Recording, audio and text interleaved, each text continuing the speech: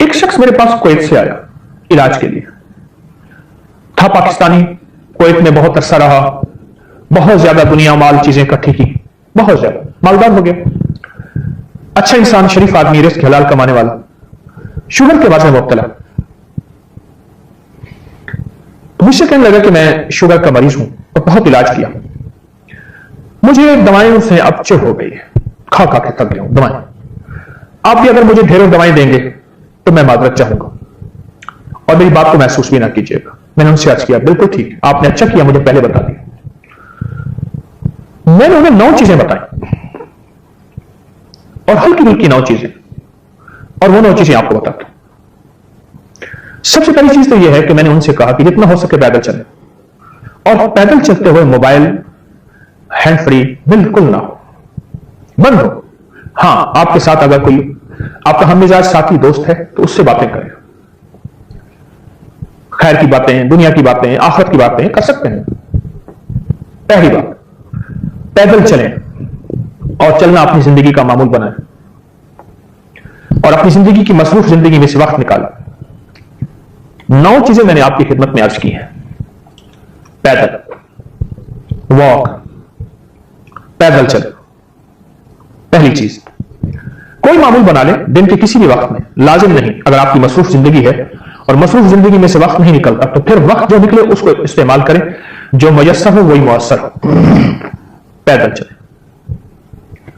दूसरी बात मैंने उनसे अर्ज की कि आप हंसें।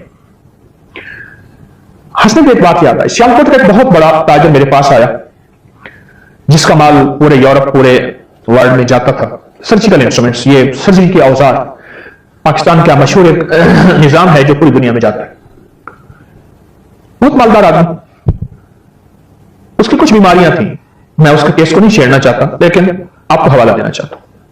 मैंने उनसे अर्ज किया कि आप ऐसा करें, कोई ऐसा दोस्त तलाश करें जो हंसाने का मिजाज रखता हो। बाज लोग ऐसे होते हैं जो संजीदा गुफ्तगू भी करते हैं और संजीदा हंसाते हैं, फुहश बातें नहीं करते। हंसना, हंसना, मुस्कराना आका की जिंदगी से, आले रसूल की जिंदगी से, असहाब रसूल की जिंदगी से साबित है।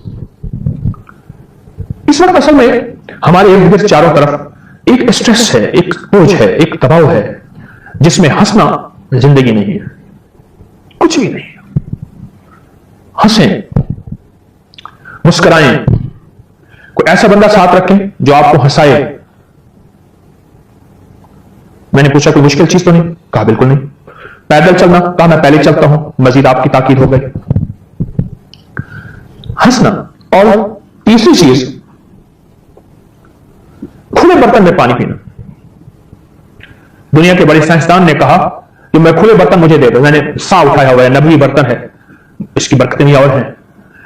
कहा कि खुले बर्तन में पानी दो, चमड़े की जूती दो और मोटे आटे की रोटी दो, फिर आंखें बंद करके सारी कायनात के सारे राज बता दूंगा, दुनिया क्या है, कहां है, जमीन के नीचे क्या है, आसमान के ऊपर क्या है। खुले बर्तन में पानी पियो। आपने देखा पहले बहुत तंग गिलास आए, अब फिर खुले हो गए। चाय के कप बहुत तंग आए, फिर कुशादा हो गए। खुले बर्तन में पानी पीना। प्याले थे, कटोरे थे, खुले बर्तन में पानी। यह तीसरा राज है सेहत का। और सिर्फ शुगर के लिए नहीं, आज का हमारा उन्वान शुगर है, मौजूद शुगर है। यह तो सेहत के लिए भी है और जिंदगी के लिए भी है और राहत के लिए भी है और बेहतरी के लिए भी है, सिर्फ शुगर के लिए नहीं। खुले बर्तन में। और तीसरी चीज यह है, चौथी चीज उनसे मैंने अर्ज किया कि बाहर की चीजें, बाहर के खाने और बाहर के मशरूबात छोड़ दें। बाहर की चीजें छोड़ दें और सख्ती से छोड़ दें। कभी कभार कोई खा लेना जिंदगी में, मैं मना नहीं करता, हराम नहीं है, अगर हलाल है तो वो हलाल है। बाहर की चीजें ना खाएं।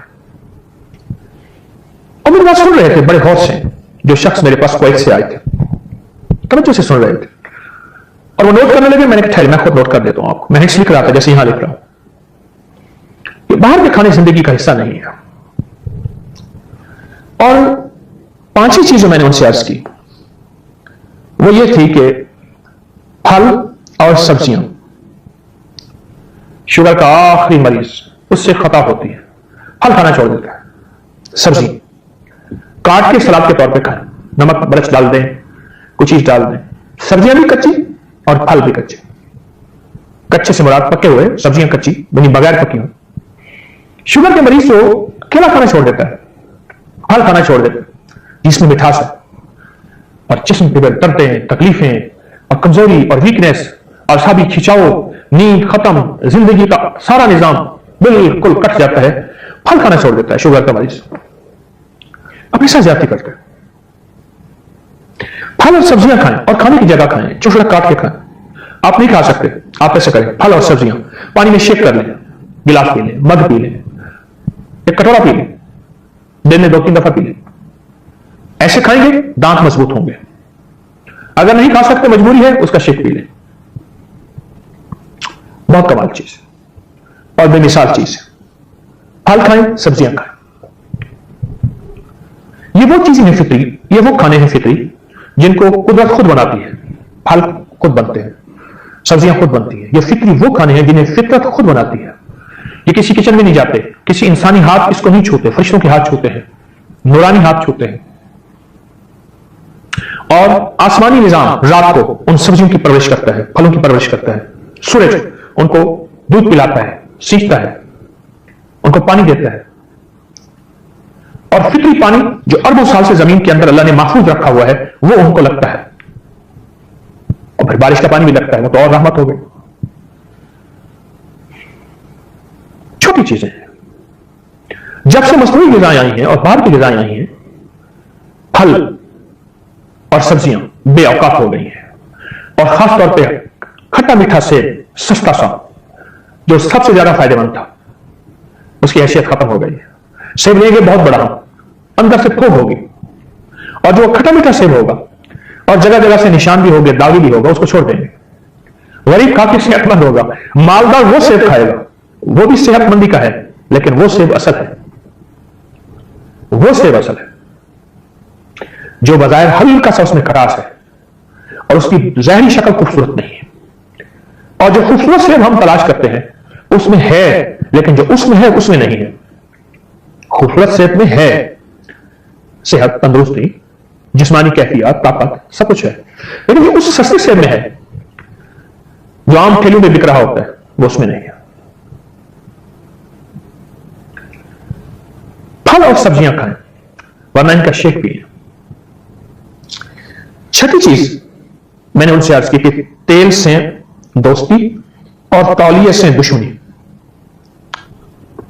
तेल से दोस्ती, नहाने के बाद, तौलिया वैसे ही आप वजू करें, वैसे कर सकते हैं। दुश्मनी से मुराद ये नहीं कि उसको नहाने के बाद, खासतौर पे सर्दी है या गर्मी, अपने जिस्म पे तेल लगाएं। मैं इसकी एक बात आपको सुनाऊं। जितना साबुन का और अल्कली चीजों का या साबुन जैसी और चीजें जिससे हम नहाते हैं, इसका इस्तेमाल जितना अब शुरू हुआ है, इससे पहले नहीं था। इससे पहले अब भी देहात में खवातीन उसी साबुन से कपड़े धोती हैं, उसी कपड़े धोने वाले साबुन से नहा लेती हैं। बाल भी लंबे, सेहत भी बेहतरीन। तेल से दोस्ती करें। हल्का सा नहाने के फौरन बाद तेल मले ऐसे अपने बदन को, फिर हल्का सा तेल मले, फिर हल्का सा तेल मले, और इस तरह फिर हल्का सा तेल सर को, गर्दन को, टांगों, रानों के अंदर, पांव को, उंगलियों के अंदर, पांव की उंगलियों के अंदर। बस उसके बाद पानी ना भागिएगा, क्योंकि जिस्म गर्म हो जाता है। गर्म ठंडा इकट्ठा ना कीजिएगा। गर्म लोहे को पानी डाले, लोहे फट जाता है। इंसान क्या है? तेल से दोस्ती करें। मैंने कितने केस शुगर के मारे हुए बेचारे बिल्कुल मुर्दा हुए पड़े थे। एक वक्त था कि जिंदगी में वो खिलाड़ी थे किसी, और बड़े लाजवाब थे और काम करने वाले थे और मेहनत करने वाले थे। शुगर ने उन्हें निढाल कर दिया। तेल से जब दोस्ती की और नहाए, पानी थोड़ा जिस्म पे बहे, थोड़ा बहे, लेकिन ज्यादा देर तक बहे, उसके लिए बेहतरीन शावर है। तेज ना खोलें शावर। अगर शावर नहीं है तो आप डब्बा डालें, हल्का हल्का डालें, सर पे डालें, पूरे बदन पे गिरे, लेकिन ज्यादा देर तक। थोड़ा पानी ज्यादा देर बहाएं, जिस्म पानी के नीचे ज्यादा देर रहे, और फिर तेल लगाएं। जैतून का तेल है, गिरी का कोकोनट ऑयल है, बादाम का तेल है, तिलों का तेल है, सरसों का तेल है। उन बातों को सुन के भी शख्स हैरान हो। उसकी तवक्को थी कि अभी एक ढेर सारा नुस्खा लिखेगा, दवाइयां लिखेगा, ये 6 चीजें तो बता दी, अभी ये शख्स दवाइयां लिखेगा। यार ये दवाइयों का मारा और हारा हुआ मैं आया हूं। मैं कह नहीं, दवाएं नहीं होंगी, दवाएं नहीं होंगी आपके लिए। इंशाअल्लाह जो मोती मैं चुन रहा हूं और दे रहा हूं, आप देखें तो फिर आपको क्या फायदा होगा। वो हैरान हो रहा था कि इन चीजों से वाकई में ठीक हो जाऊंगा, आजमाइश शक, लेकिन करे से चंद दिन, चंद हफ्ते करे से 2-4 दिन करके छोड़े नहीं, तेल से दोस्ती करें, भवों पे तेल लगाए। जो शख्स नाखून काटेगा, नाखून काटने के बाद नाखूनों पे तेल लगा ले। आप चाहे तेल ऐसे लगा दें, लगा के आप चाहे तेल के चंद कतरे ऐसे डालें, ये देखें ये सारे नाखूनों में तेल लग गया, इधर डालें और ऐसे ऐसे कर लें, ये सारे के सारे नाखूनों में तेल लग गए। कभी आंखों से अंधा नहीं होगा, नजर कमजोर नहीं होगी, असाब कमजोर नहीं होंगे, चेहरे का हुस्न शबाब नहीं जाएगा और झुर्रियां जल्दी नहीं आएंगी, समात, कान, जिस्म और सबसे बड़ी याददाश्त लाजवाब रहेगी। इस तरह पांव के नाखून काटते हुए तेल लगा दें। ये मैं अगला पॉइंट, उसको मैंने 7वां बताया, तेल लगाना। किसको? नाखून को, नाखून को तेल लगाना। एक चीज खास तौर पर अर्ज करूंगा, आप लोगों के पांव के नाखून देखेंगे अक्सर बढ़े हुए होंगे, क्योंकि वो जुराबों में, सॉक्स में, मोजों में, जूते में बंद होते हैं, नजर नहीं आते। पांव के बढ़े हुए नाखून बहुत ज्यादा बीमारियों, तकलीफों, मुश्किलात और मसाइल की दलील है। पांव के नाखून बढ़े हुए होते हैं। हाथ के नाखून, चूंकि हाथ हर वक्त नजर आता है, इसलिए इस पर नजर रखते हैं कि हाथ का नाखून जो है, और पांव नजर नहीं आता, इसलिए उस पर नजर नहीं रखते, उस पर तवज्जो नहीं देते। बड़े अहलुल्लाह का, अल्लाह वालों का यहां तक कौल है और वो आजमुदा है कि जिसके नाखून बढ़े हुए होंगे वो रिस्क, सेहत और सुकून, 3 चीजें। दौलत है, सुकून नहीं है, दौलत है, सेहत नहीं है, तो फायदा अपना हुआ। रिस्क, सेहत और सुकून, टेंशन का मारा हुआ, दुखों का मारा हुआ, उसमें मुब्तला जरूर होगा। पांव के नाखून बढ़े हुए बहुत खतरनाक चीज है और बहुत खतरे की बात है। पांव के नाखून बढ़े, पांव के नाखून न बढ़ाएं। पांव के नाखून के नीचे हमेशा और हाथ के नाखून के नीचे हमेशा, साइंस कहती है, हमारे इंटेस्टाइन जो वर्म्स होते हैं, उनके जो अंडे हैं, आंतों के कीड़ों के अंडे हमेशा यहीं जन्म लेते हैं। और हमारी रूहानी दुनिया कहती है, शयातीन और खबीस चीजें नाखून के नीचे परवरिश पाती हैं और फरिश्ते और रूह की दुनिया भवों के नीचे परवरिश पाती है। साइंस अपनी जरासीम की थ्योरी को बयान कर रही है कि उनमें एग्स होते हैं और वो एग्स हमारे खाने के दरमियान हमारे अंदर जा रहे होते हैं, आंतों के कीड़ों के। Thread worm, tape worm, round worm. आंतों के कीड़ों की 3 किस्में हैं, धागे की तरह, टेप वर्म, ये कद्दूदाने, राउंड वर्म, मलहब, बड़े बड़े कीड़े। जो शख्स इसको तेल लगाएगा और पांव के नाखून को काटेगा, और शुगर का मरीज अगर है तो वो समझ लें कि हर दफा अगर पांव नाखून काट रहा तो अपनी उम्र के साल बढ़ा रहा और अपनी जिंदगी को नई जवानी, नई सेहत, नई तंदुरुस्ती, नई राहत दे रहा। पांव के नाखून पे अपनी तवज्जो बढ़ा लें, बेशुमार मरीजों, मर्जों, बीमारियों, तकलीफों से आप बच जाएंगे। मैं आपको सच कह रहा हूं, पांव के नाखून पे अपनी तवज्जो बढ़ाइए और पांव के नाखून पे तेल लगाएं। ये तेल, हमारी जो छठा पॉइंट था, नुक्ता था, वो जिस्म पे तेल, उसके बाद तौलिया नहीं। 7वां जो नुक्ता है, हाथ और पांव के नाखून पे तेल। और जो 8वां मोती दे रहा हूं वो है सोते हुए पांव की पिंडलियां और पांव पे तेल। इसको ना भूलें। हमने एक पोस्ट डाली थी कि पांव पे और पिंडलियों पे तेल लगाने की, करोड़ों लोगों ने उससे फैज हासिल किया, इस्तिफादा हासिल किया, और इतना ज्यादा कि कोई कहते हैं मेरी नींद बेहतर हो गई, कोई कहते हैं मेरा शुगर खत्म हो गया, कोई कहते हैं मेरी ईंठन दर्दें खत्म हो गई, किसी ने कहा मेरा हाफजा तेज हो गया, किसी ने कहा मेरी नजर तेज हो गई, किसी ने कहा जो सारा दिन थका बुझा रहता था वो ठीक हुआ। किसी ने कहा कि मुझे थोड़े वक्त में मेरी नींद ज्यादा बेहतर हुई और थकान नहीं होती थी।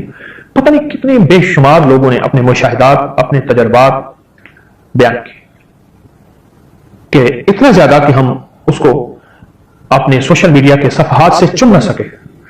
इतना ज्यादा, इतना ज्यादा। पहले जो बुजुर्ग थे, बूढ़े थे और बड़े थे, वो 3 चीजों को तेल पिलाते थे। एक जूती को, एक अपने डंडे को और एक अपने बदन को। मुझे याद है कि किसी की बोतल अगर तेल की टूट गई या किसी का तेल डब्बे से गिर गया और जमीन पे पड़ा हुआ है, मैंने कई दफा बूढ़े देखे वहीं बैठ गए, इधर उधर से कोई रोई तलाश की, कुछ नहीं हुआ था, हाथ से जूती को मलना शुरू कर दिया और जूती को तेल पिलाया। पूरा जमीन पे गिरा हुआ तेल जूती को पिला दिया और बाकी अच्छी तरह हाथ से ऐसे मल लिया, हाथ झाड़ लिए, मिट्टी भी चली गई। मैंने एक जूती रखी है, मैं अक्सर इस्तेमाल करता हूं। उसको मैं हर महीने 15 दिन के बाद उसको तेल पिलाता हूं। चमड़े की जूती है, ऊपर भी चमड़ा है, नीचे भी चमड़ा है। तेल पिलाता हूं, वो एडजस्ट कर लेता हूं। यकीन जानिए, मैं चलता हूं, सारा दिन भाग दौड़, जिम्मेदारियां मेरी, ऐसी राहत मिलती है, थकान नहीं होती। यानी पांव के नीचे एक मुआलिज है जो मेरा इलाज कर रहा, और पांव के नीचे दिमाग तक सेहत का निजाम है। जब किसी शख्स को असियत देनी होती है, बाज सिक्योरिटी के महकमे उसके पांव के तले पे मारते हैं और पांव के साथ जो एड़ी के साथ हिस्सा है उससे मारते हैं। बहुत तकलीफ होती है। पांव के तलवे को राहत पहुंचाए तेल के जरिए, मालिश के जरिए। शुगर का इलाज आप खुद ब खुद करते जा रहे हैं और आप सेहतमंद होते जा रहे हैं। मैंने अब तक कोई दवाई नहीं बताई, न मैंने अपनी आप तक कोई दवाई बेची है आपको। हाँ, अब एक टोटका बताने लगा हूं, और ये किया शुगर और वो गया शुगर।